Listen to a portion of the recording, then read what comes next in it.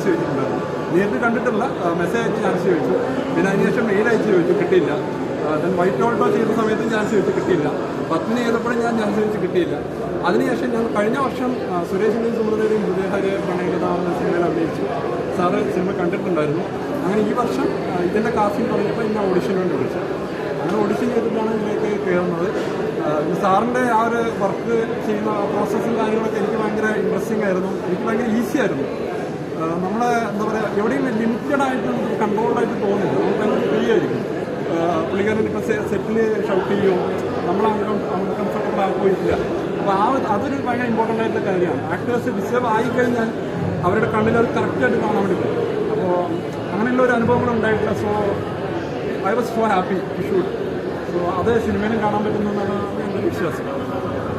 ശരി. അപ്പോൾ